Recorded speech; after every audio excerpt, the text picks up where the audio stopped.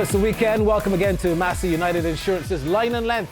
It's a cricket program where we look at the sport not only in the region but internationally as well. I'm Barry Wilkinson. Hello to all of our friends watching, especially on Digicel's Sportsmax. Well, we got a good show for you today because lots of things have been happening with the upcoming Professional Cricket League, which starts in just over a week's time.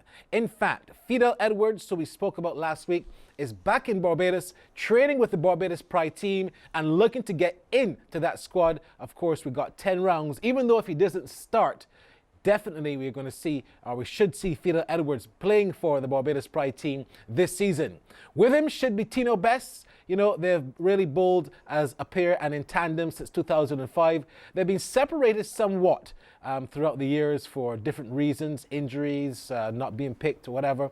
But we expect to see them feature sometime this season in the PCL Professional Cricket League. We're going to talk to both of them to see where their hearts and heads are at.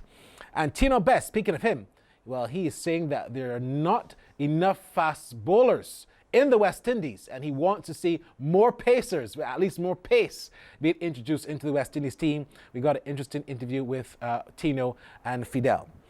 Also on today's program, Sir Garfield Sobers, the right excellent Sir Garfield Sobers, arrived in Sri Lanka in grand style, but when he arrived, he really bemoaned the standard of West Indies cricket, and he's hoping for a drastic improvement. We're going to hear what the great man had to say. We also take a trip around the world to see other things happening in the world of cricket. And of course, Andrew Seeley, my co-host, is going to join me.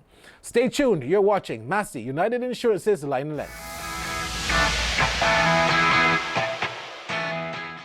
Across the Caribbean, more people are placing their trust in Massey United Insurance for the protection of the things that are important to them, their homes, businesses, and their prized possessions. That's because Massey United Insurance offers excellent general insurance coverage to help you manage whatever life sends your way. Our cadre of well-reputed agencies and trained insurance professionals are always ready to provide you with sound advice and prompt service. Choose the security and sound strength that is Massey United Insurance.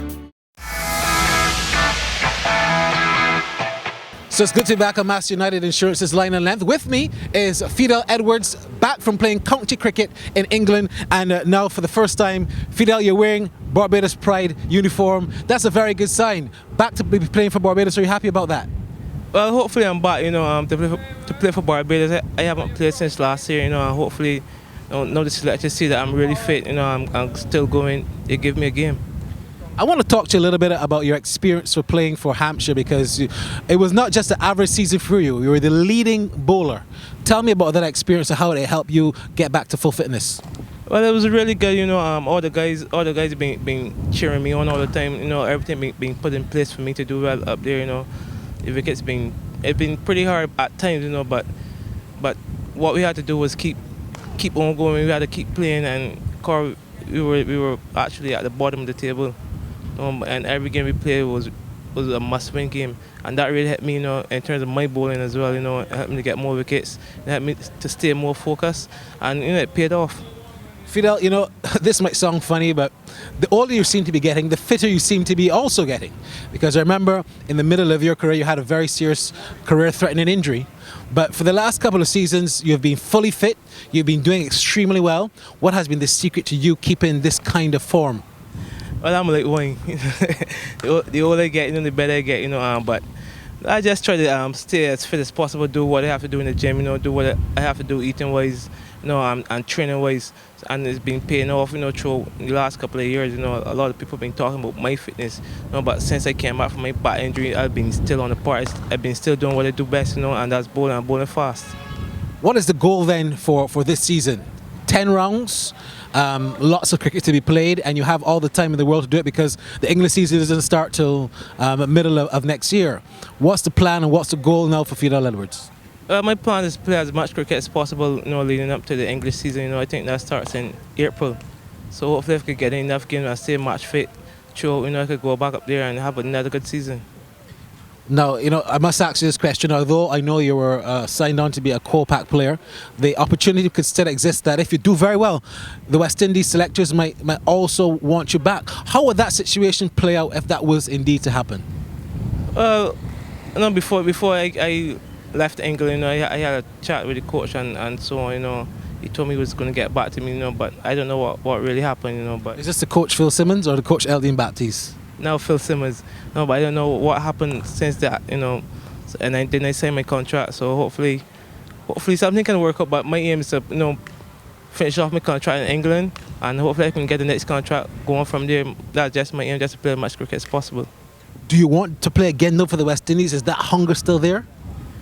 I'm a West Indian, you know. My aim was always keep playing for West Indies. You know, I always wanted to get probably 200 test wickets and more. You know, I'm probably short by a couple.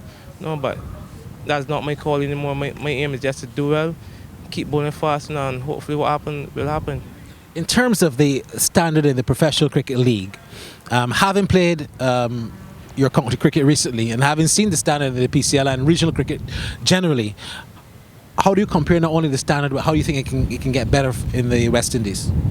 Well, probably wickets will have to get a lot better, you know. Being in England, wickets been pretty good for batting, good for bowling at times, and the wickets over here seems to favour a lot of spin. You know, and if you're going to continue with our tradition of producing good fast bowlers, then you got to get good wickets, and even good batsmen as well. You got to get good wickets, you know. And the tournament here in the Caribbean got to be probably a little longer as well. You know, you can't have guys just scoring 500 runs or 600 runs, and they're the leading players. Then to go and reach the test level, expect them to score over 1,000 runs or what's not a year, and that's not going to happen, you know. So hopefully we can get better wickets, and that should probably help improve the cricket as well. It is generally felt that yourself and Tino Best were the brightest fast bowling prospects for Barbados and the West Indies over the last decade as a pair. But you haven't played a lot together. The opportunity exists this year that could happen. You're looking forward to that if it does? Yeah, it's always fun playing with Tino, you know. He takes a lot of pressure off of me, you know. Tino will go there and he will do what Tino do best, you know, and I can follow up, you know, and do what I do best, you know. We haven't played that much cricket together, but the times we played, we've been very successful. All right, so Fidel Edwards is indeed back, and we look forward to see how well he does for the Barbados Pride right here at Mass United Insurance's Line and Length.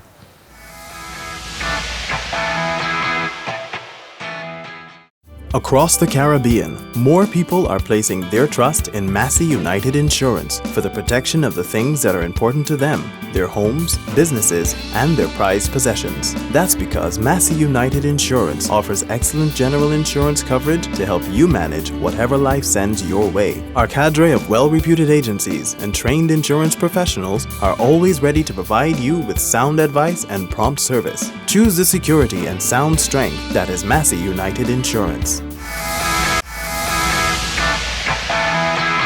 Always great to have Tino Best with the Barbados colours on and running in and bowling fast. Tino, it's a long season. I mean, even if you don't start playing for Barbados, it's quite a long season. But how are you looking forward to the next 6-7 months? You know, really looking forward to it, to be honest. Just leading up to April, God willing, before I ship out again to go to England. You know, once the opportunity is given to play for Barbados, you know, I will always give it 150%. Now, like I said, season is long. Even if you don't start in the first match against Jamaica, still have a lot of cricket to be played. West Indies players are going back and forth. This has been the first time in a while that I've been seeing you and Fidel play and bowl together. I mean, in 2005, you and Fidel were the hottest names on the lips of fast bowling as a fast bowling pair. How do you feel about the opportunity again? Yeah, it feels good. I always felt that anytime I get the opportunity to play with Fidel for West Indies or for Barbados, we always do well because we kind of feed off of each other. And the last time we kind of played cricket together was Caribbean T20, I think, which is about 3 years ago. It's kind of disappointing throughout the years that people have always separated us. And if the opportunity arises that I play for Barbados here, you know, it's 100%. But if I don't start, you know, people have always disappointed me my whole life, Barry. So starting or not starting would never really deter me from putting in my hard work and stop me from doing what I usually do. My work ethic is tremendous.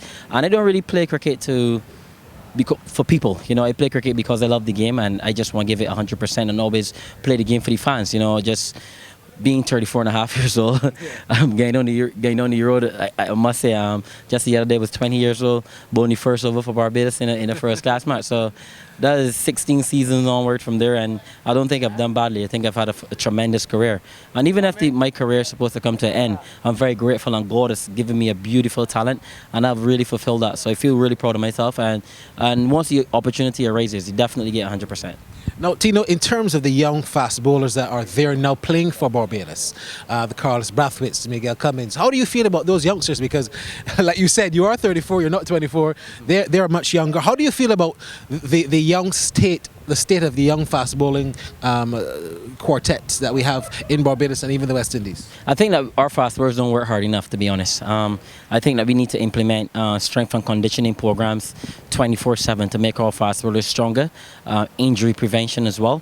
I've played cricket for 16 professional seasons. I had one injury, which was a back injury, which had me out for 6 months or something like that, which was supposed to be a year, was supposed to be out for a year.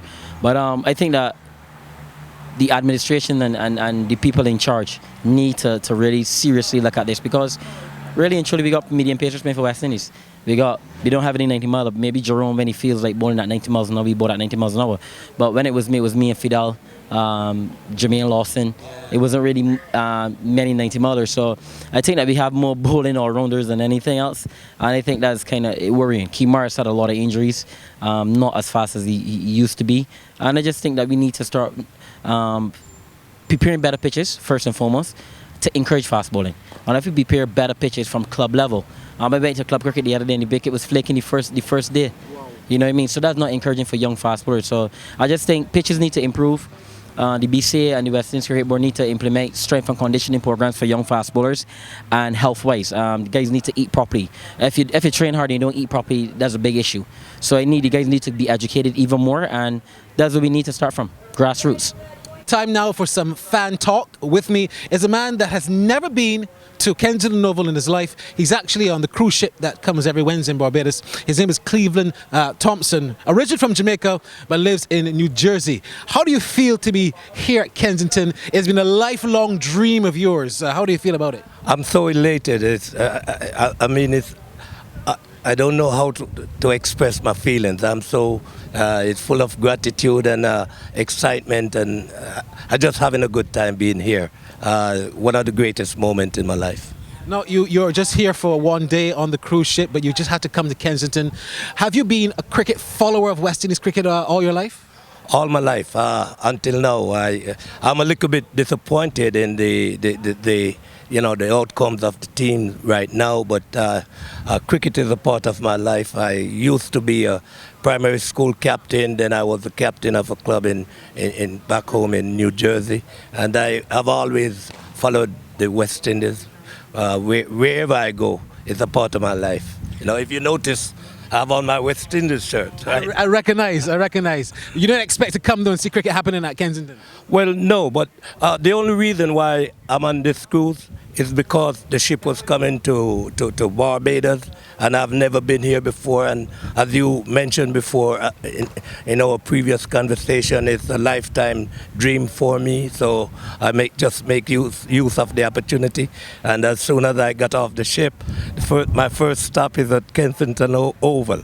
As a matter of fact, I was so excited, I didn't even worry to wait on a cab. I just walked right on over here.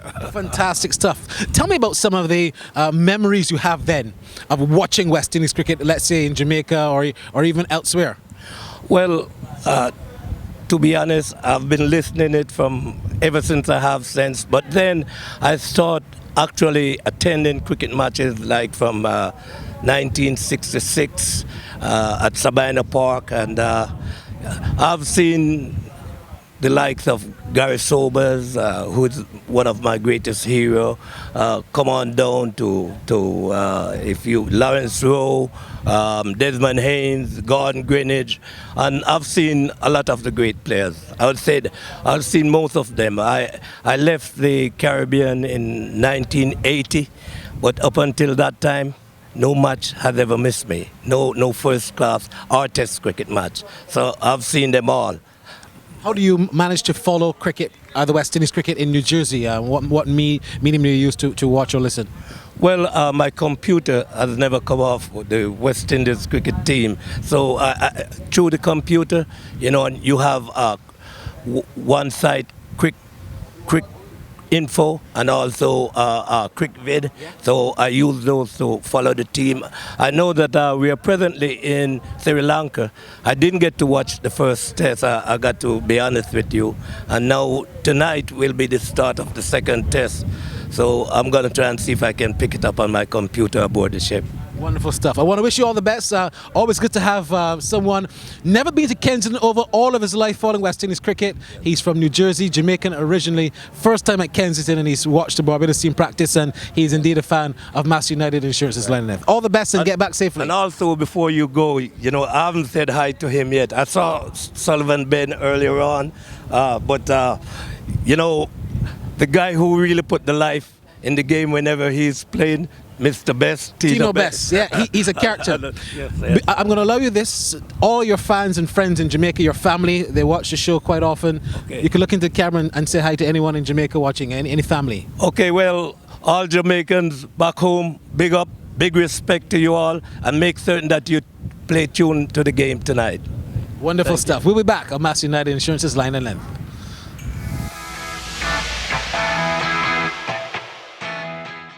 Across the Caribbean, more people are placing their trust in Massey United Insurance for the protection of the things that are important to them, their homes, businesses, and their prized possessions. That's because Massey United Insurance offers excellent general insurance coverage to help you manage whatever life sends your way. Our cadre of well-reputed agencies and trained insurance professionals are always ready to provide you with sound advice and prompt service. Choose the security and sound strength that is Massey United Insurance.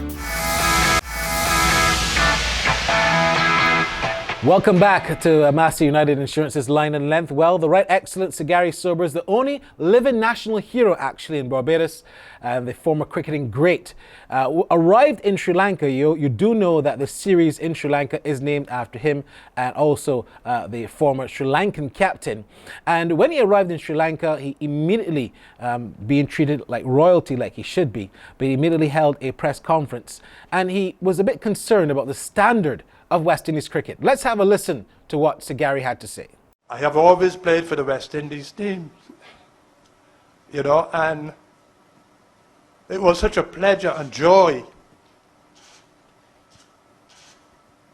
to be able to do what I did.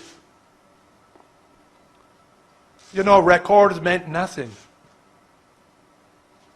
The team was important. I don't think we have that kind of person today. We might have them in different countries. We might have them in Sri Lanka, we might have them in England, in Australia, but I don't think we have that kind of person in West Indies cricket anymore, who is quite prepared to play and to give it everything to their country.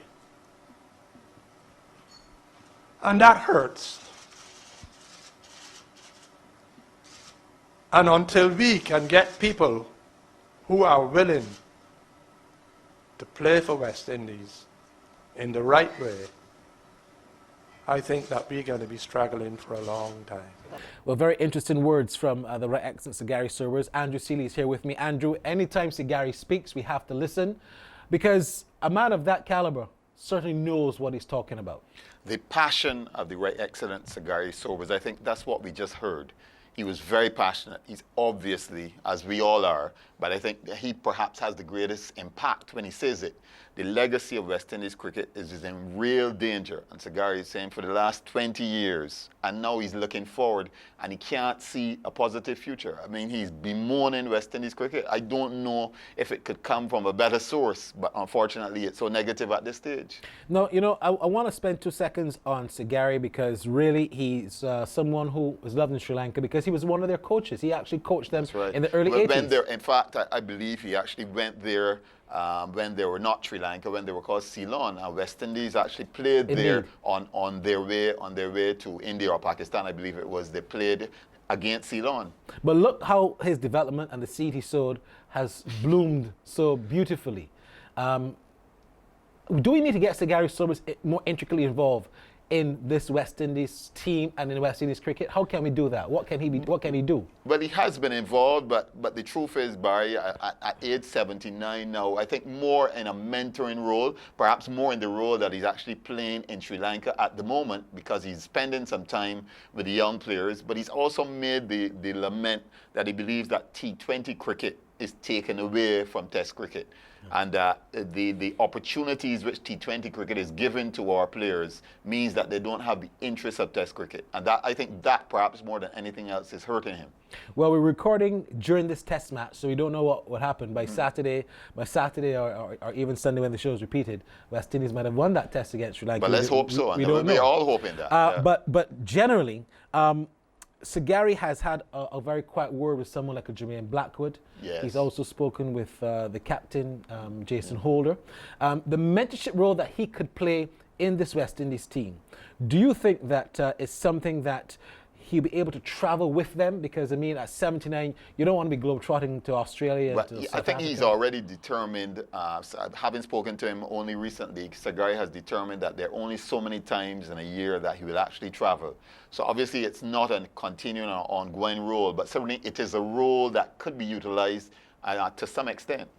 No, we move on. We wish that Sir Gary can stay, of course, with the team a bit more. Lots of other things happening in the world of cricket. One of the most amazing things and stories that I read this month, really, was the story regarding Aleem Dar, the Pakistani umpire who has been pulled from the India-South Africa tour because of ongoing tension in that part of the world.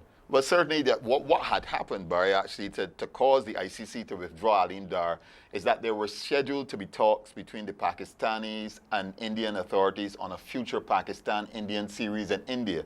And what happened is that some Indians suggested that no Pakistani should come into India. And in fact, they suggested that if Aleem Dar officiated in this Test match, they were going to take some kind of action, drastic action. Wow. So the ICC has to withdraw him. What is significant, I think, what is perhaps more worrying is that the ICC has their international tournament in India, as we all know, the Champions Tournament next year. In March, and I think we ought to be very worried about that. In fact, I believe you may well be in India, so you need to be worried too. Well, I'm not worried quite yet, not being an Indian or Pakistani. Right. I feel pretty you can safe. escape. You hope you can escape. But, you know, it is worrying for Indian cricket because Pakistan already being banned from hosting international matches. They just had a very soft series against Zimbabwe, which also has some problems with a suicide bomber somewhere lingering. But it is worrying for Pakistan and is worrying for now India that they too could face some kind of sanction. As big as they are, as you know, all the money they have in the world, if that continues to happen, they must face some kind of censure. Well, they certainly should. I think the ICC was very proactive in this particular juncture to deal with the situation. But as you said, it is a worrying issue. We can't continue having the situations where Test matches, all kinds of cricket matches are threatening to be disrupted because of political decisions. And that's something that we really need to worry about, and it's something that the ICC obviously has a handle on pretty quickly. Andrew, we look around the world of cricket. We know that Chris Kieran's perjury case is going on. Ricky Ponting gave a testimony. We also saw testimony coming from Brendan McCullum. Not looking good for him. What's the worst possibility that could happen? Well, I think obviously the ICC has mandated that the courts go after Kearns, and they have gone after him. Yeah. In fact, Brendan McCullum was forced to delay his arrival in Australia for the New Zealand series in Australia to testify. That tells you how important it is that he was mandated. Ricky Ponting has revealed some very serious stuff. Lou Vincent did as well. In fact, Lou Vincent said that he was these are all his very good mates. Lou Vincent said he was scared of Kearns, and he was afraid to tell him no. That's serious business. Could he be another Hansi Cronje? Well, it certainly is. We know what happened to Hansi, so we never know what will happen next. Well, I know Hansi died in a supposed plane crash. Well, a plane crash. Yes. Yeah. All right, Andrew, a look around. What else is happening? I know you have a couple other stories in the world of cricket. Well, we heard earlier this week that the Indians are coming to the Caribbean. The president of the West Indies Cricket Board, Dave Cameron, and the CEO, Michael Muirhead, were in India having discussions with the new BCCI executive on the new president and secretary, and he has confirmed virtually that India will be here post the Champions Trophy next year, next April, I believe it would be, for 4 Test series. There won't be any other matches, but then they will come back for the one-day and T20 leg of the series in 2017. That's certainly good news if it comes to pass, because we were very concerned, obviously, in the Caribbean. The Indians having threatened to not come to the Caribbean based on the West Indies pull-out last year. So that's positive news for West Indies cricket. Yeah, we saw Mike King from the Daily Nation in Barbados doing that story. And let's wait and see if what happens if the West Indies Cricket Board will make an announcement and whatever good comes out of that. For the whole week, I've been getting calls. People are hearing that Philo Wallace was killed in Nevis. But the Philo Wallace that was indeed killed in Nevis is not the Philo Wallace, the former Barbados and West Indies cricketer. But this is a youngster called Philo Wallace. It's very ironic. Who is a former Nevisian cricketer, 17 years old. He actually was shot and killed in his hometown. And when people heard that Philo Wallace was shot and killed and they know he's away, there was a great sense of worry. But I just want to assure everybody, it's not the Philo that we know, but we do extend our condolences to the family of that 17-year-old Philo Wallace. And certainly we know Philo Wallace will soon be sitting with us somewhere here, and he'll be an attorney at law, so we'll have to take his advice pretty soon. If not take his advice, listen to him more carefully. All right, look, we're out of time. That's it for this week on Mass United Insurance's Line and Length. We love to hear from you. Send us your emails, cricket@lineandlength.net. And also, if you want to go on Twitter, our handle is @LineLength. We look forward to reviewing the West Indies Sri Lanka Test Series next week. That should be over by then. And then we'll continue to look at the one-day series, which will be ongoing with Sri Lanka and the West Indies, and also South Africa and India, which should climax pretty soon. I'm Barry Wilkinson. On to next week. Bye-bye.